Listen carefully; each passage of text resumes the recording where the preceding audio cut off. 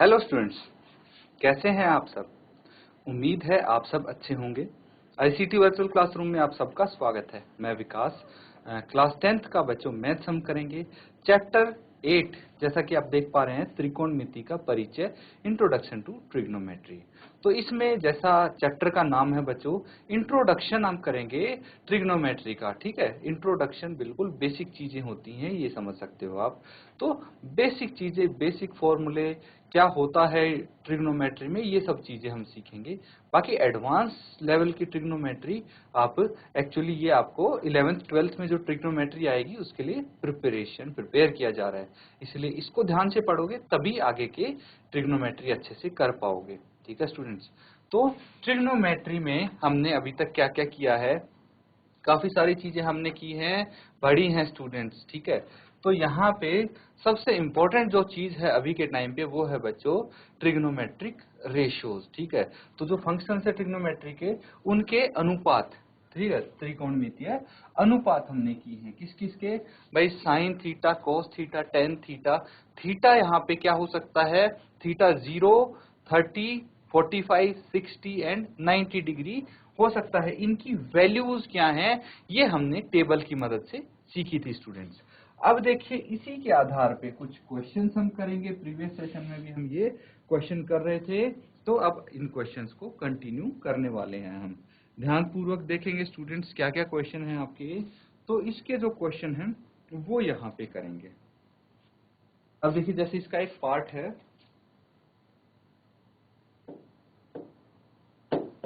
Sign 30 degree plus tan 45 degree minus cosec 60 degree by sec 30 degree plus cos 60 degree plus cot 45 degree. ये question है, इसमें आपको solve करना है। Solve क्या करना है, अब बच्चों अगर आपको साइन 30 डिग्री, फिर tan 45 degree, cot 45 degree, cosec 60 degree, sec 30 degree, cos 60 degree, इन सब की वैल्यूज पता है तो इजीली आप इस क्वेश्चन को विद इन 30 सेकेंड सोल्व कर सकते हो।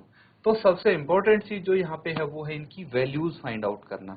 तो जो टेबल हमने किया था बच्चों, अब वो टेबल आपको याद करने का समय आ गया है। तो याद कीजिए क्या क्या वैल्यूज हमने लिखी थी। आप निकाल सकते हैं उस टेबल से वैल्यूज कि भाई साइन की अगर सभी एंगल्स की वैल्यू आ गई तो उससे कॉस की वैल्यू निकाल सकते हैं, टेन की वैल्यू निकाल सकते हैं, सेक, कोसेक, कॉट, सब की वैल्यूज आ जाएंगी। तो जल्दी से इसको सॉल्व कीजिए और बताइए क्या आंसर होगा इसका।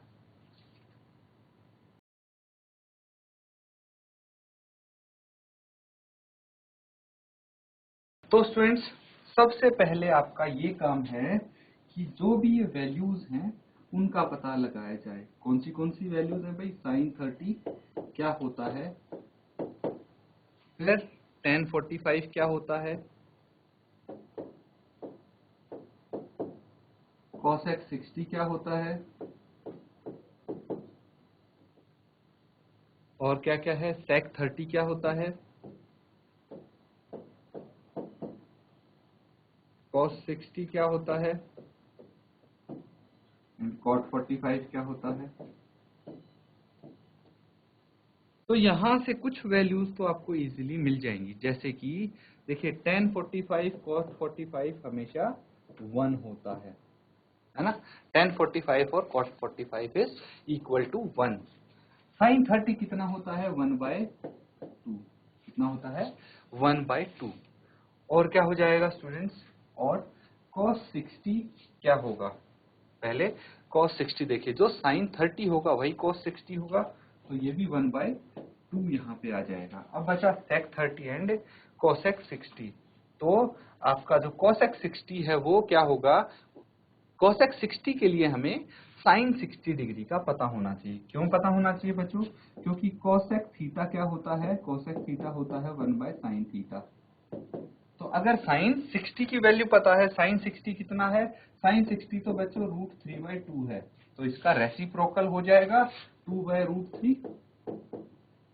इसी तरह से sec 30 की वैल्यू निकालने के लिए हमें cos 30 की वैल्यू चाहिए। अब जो साइन 60 होगा वो cos 30 होगा, तो साइन 60 √3/2 है, तो cos 30 √3/2 होगा, इसका रेसिप्रोकल हो जाएगा 2/√3। देखिए सारी वैल्यूज हमें पता है, क्लियर है। अब देखिए हमें ना तो टेबल की जरूरत पड़ी, बस आपको साइन की वैल्यूज पता है, तो सारी वैल्यूज अपने आप हमने फाइंड आउट कर ली। अब ये वैल्यूज यहाँ पे रखेंगे, पुट करेंगे, ताकि आपका आंसर इजीली आ सके स्टूडेंट्स। यहाँ पे साइन 30 की जगह आपको पुट करना है 1/2 प्लस 1 tan 45 की जगह, cosec 60 कितना है 2/√3,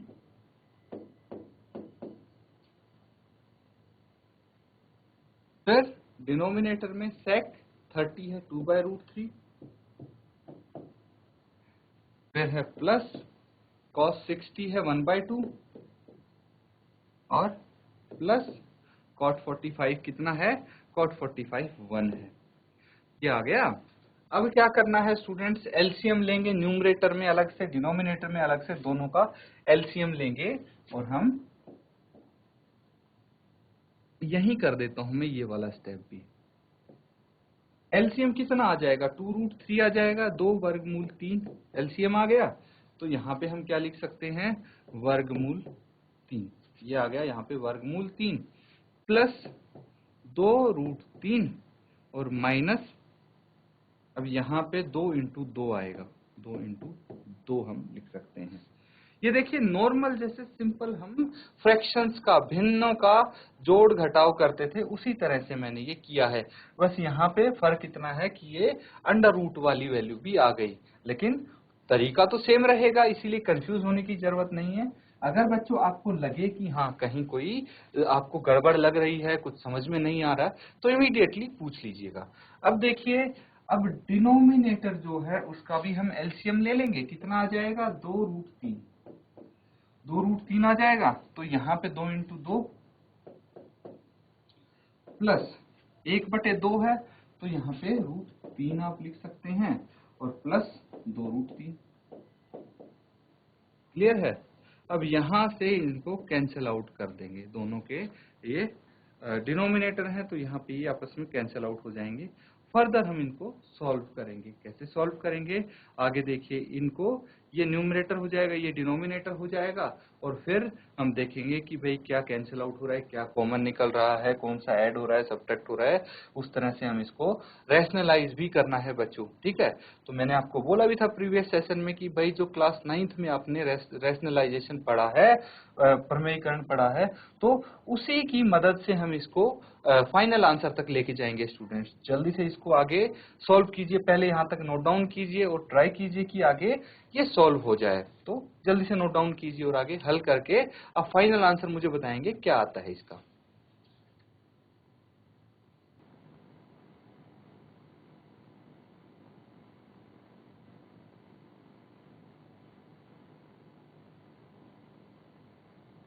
चलिए स्टूडेंट्स आगे इसको कंटिन्यू करते हैं।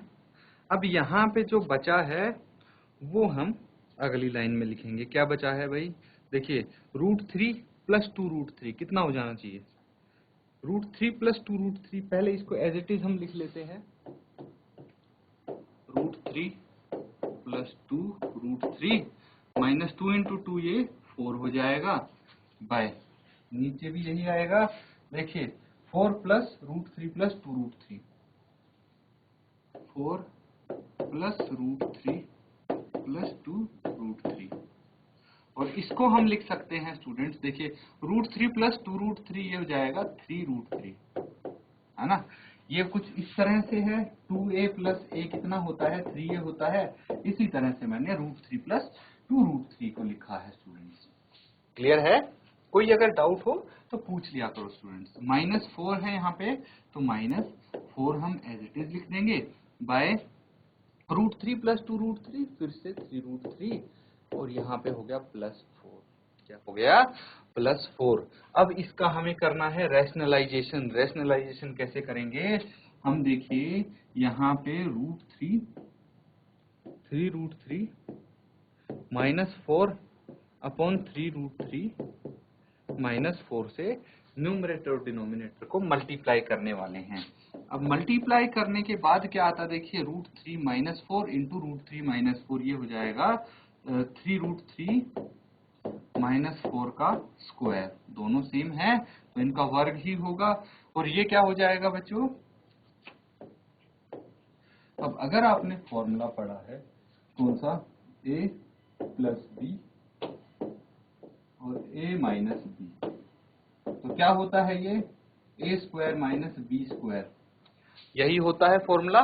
तो ये फॉर्मूला हम यहाँ पे यूज कर लेंगे। तो क्या लिख सकते हैं, 3√3 का स्क्वायर -4 का स्क्वायर, ये आ जाएगा।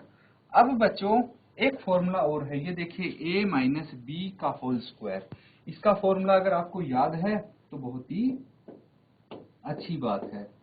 यहाँ पे हम क्या लिख सकते हैं, a स्क्वायर माइनस 2ab या 2ba प्लस बी स्क्वायर। ठीक है, इसको कई बार ऐसे भी लिख देते हैं, a square plus b square minus 2ab। ठीक है, तो ये इसका फॉर्मूला होता है। तो a माइनस बी का होल स्क्वायर यहाँ पे इस्तेमाल होने वाला है और इसको हम लिख सकते हैं 3√3 का स्क्वायर माइनस 2, a यहाँ पे है 3√3 और 4 हो गया b प्लस 4 का स्क्वायर। क्लियर है? अपॉन नीचे डिनोमिनेटर में क्या लिखेंगे बच्चों, 3√3 का वर्ग क्या होता है, 3 का वर्ग होता है 3 3 9 और √3 का वर्ग 3 होगा, -4 का वर्ग 4 4 16, ये आ जाएगा। आगे कंटिन्यू करते हैं। अब इसको फॉर्मूले सबको पता है बच्चों, ये मैंने आपको रेफरेंस के लिए लिखे थे। आगे इसको सॉल्व करेंगे तो क्या आ जाएगा देखिए, 3√3 कितना आ जाता है, ये 9 इंटू 3 27 27 आ जाता है, माइनस 2 गुना 3√3 गुना 4, ये कितना हो जाएगा बच्चों, इसको हम मल्टीप्लाई कर देंगे, 2 इंटू 3 3 दूनी 6 6 इंटू 4 24 आ गया। ये कितना आ गया 24 और √3 24 √3। अब प्लस 4 चौक 16 आ जाएगा, ये प्लस 16 आ जाएगा और डिनोमिनेटर में 27 माइनस 16 27 माइनस 16 हम लिख सकते हैं। आगे इसको सॉल्व करेंगे तो 27 प्लस 16 कितना होता है, इन दोनों को तो ऐड कर सकते हैं। दोनों संख्याओं को ऐड करने पे कितना आएगा, 7 प्लस 6 13, 1 हासिल, 2 प्लस 1 3 और 1 4 43 माइनस 24 √3 और 27 माइनस 16 हो जाता है 11। ये आपका फाइनल आंसर हो जाएगा स्टूडेंट्स। तो देखिए कितना सिंपल है, अगर आपको तरीका पता है, बस सिंपल एडिशन सब्ट्रैक्शन है, डिवीजन है, यही तो हमें करना है।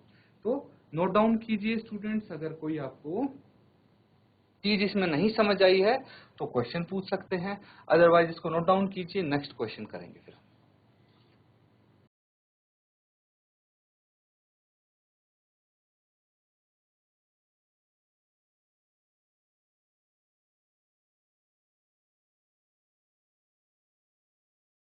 तो स्टूडेंट्स अगला क्वेश्चन करेंगे अब।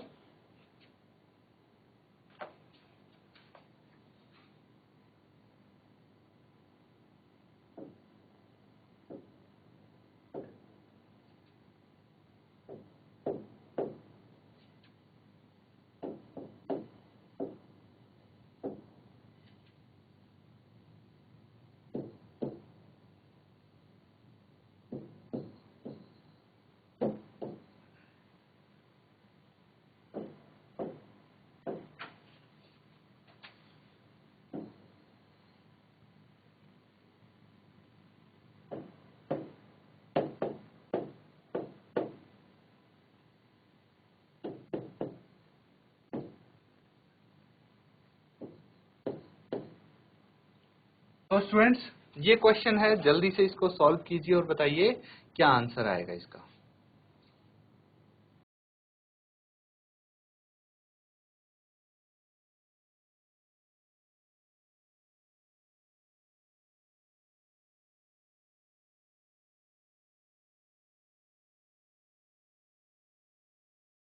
चलिए स्टूडेंट्स, अब वैल्यूज देखते हैं इनकी कि किसकी क्या वैल्यू हो सकती है। cos 60 क्या होगा भाई, sin 30 जो होगा वही cos 60 होगा, तो sin 30 तो 1/2 होता है, इसलिए cos 60 भी 1/2 होना चाहिए। अब sec 30 क्या होगा भाई, sec 30 क्या होगा, जो cos 30 होगा और उसका रेसिप्रोकल होगा। तो cos 30 हमें पता होना चाहिए, cos 30 क्या होगा, जो sin 60 होगा, sin 60 होता है √3/2, तो √3/2 sec 30 हो जाएगा उसका रेसिप्रोकल, तो 2/√3। अब हमें करना है tan 45, 1 होता है पता है, sin 30 कितना होता है बच्चों, sin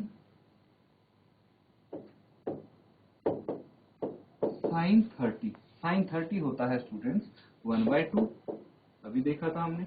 और cos 30 कितना होता है, cos 30 होता है √3/2। ठीक है, ये वैल्यूज हम यहाँ पे पुट कर देंगे और आपका आंसर इजीली आ जाएगा स्टूडेंट्स। तो चलिए स्टार्ट करते हैं क्वेश्चन को सॉल्व करना। 5 इंटू, अब cos 60 कितना है, cos 60 1/2 है, तो 1/2 और इसका तो स्क्वायर है, cos स्क्वायर 60 है, इसीलिए मैंने वर्क कर दिया इसका 4। और sec 30 कितना है, sec 30 2/√3 है, 2/√3 है, और इसका हम करेंगे स्क्वायर।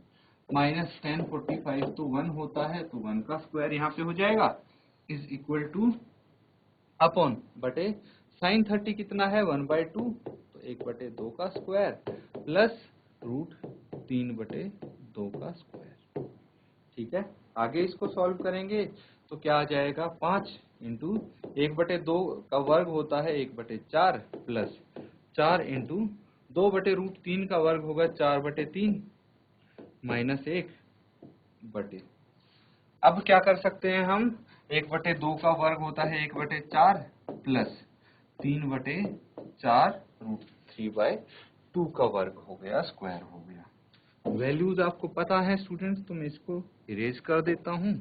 आगे इसको सॉल्व करेंगे तो हम क्या लिख सकते हैं, 5/4 न्यूमरेटर में आ गया 5/4 प्लस 4 इंटू 4 16, 16/3 माइनस 1 बाय, यहाँ पे देखिए 1/4 प्लस 3/4 है, देख सकते हैं आप 1/4 प्लस 3/4 है, तो इसका हमें क्या करना है, इसका लेना है एलसीएम 4, तो 1 प्लस 3 यहाँ पे लिख सकते हैं, कितना आ जाएगा। अब देखिए न्यूमरेटर है उसका भी हम एलसीएम ले लेंगे, यहाँ पे 12 आ गया एलसीएम, 4 3 12।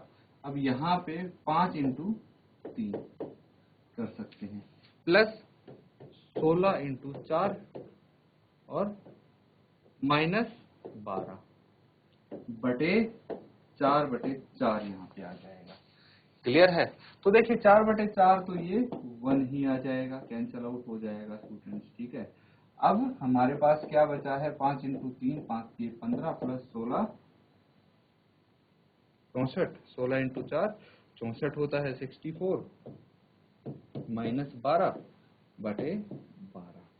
ठीक है, इसको सॉल्व कर लीजिए, आपका आंसर आ जाएगा। तो क्या करना है, 15 माइनस 12 कितना होता है, 15 में से अगर हमने 12 घटा दिए तो 3 बच गए, तो ये 64 प्लस 3 67, 67/12 आपका आंसर आ जाएगा स्टूडेंट्स। ठीक है, अब देखिए यहाँ पे एक सूत्र जो होता है उसको अगर मैं अप्लाई करता, sine square theta cos square theta, ये होता है एक फॉर्मूला, मैं यहाँ पे आपको बता देता हूँ।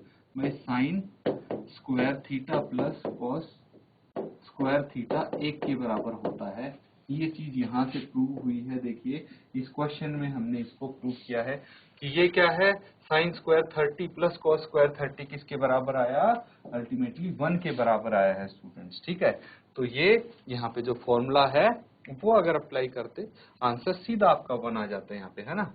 बट हमने कोई नहीं वैल्यूज लिख के इसका किया है, क्योंकि यहाँ पे बेसिकली हम वैल्यूज लिख के ही पूरा क्वेश्चन कर रहे हैं सॉल्व। तो इसको नोट डाउन कर लीजिए, जल्दी से इसको नोट डाउन कीजिए, कहीं कोई डाउट है आप पूछ सकते हैं।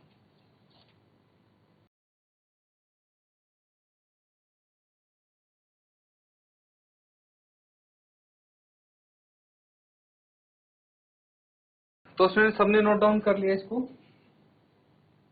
नेक्स्ट क्वेश्चन करेंगे। एक्चुअली ये क्वेश्चन बच्चों आपको खुद करके लाना है अपने होमवर्क में, तो इसीलिए इसको नोट डाउन कर लीजिए साथ के साथ।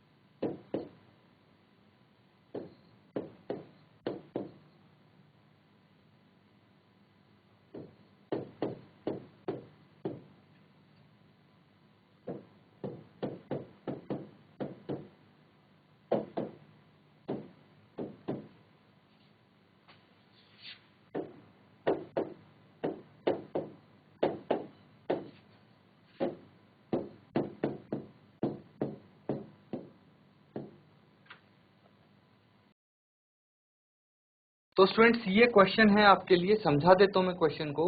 यदि tan a प्लस बी √3 के बराबर है, tan a माइनस बी 1/√3 के बराबर है, और यहाँ पे दिया हुआ है कि भाई a प्लस बी 0 से बड़ा है और 90 डिग्री के बराबर या उससे छोटा है, तो a b से बड़ा है क्योंकि a माइनस बी नेगेटिव नहीं आना चाहिए। तो a और b का मान आपको बताना है स्टूडेंट्स। ये आपका होमवर्क है बच्चों, ठीक है। सोचिए कैसे इसको कर सकते हैं और इसको हल करके लाएंगे। कल आप आंसर शेयर करेंगे स्टार्टिंग में सेशन के, यही काम होगा आपका। तो इसी के साथ स्टूडेंट्स आज का सेशन हम यहाँ पे एंड करते हैं। Thank you and have a nice day.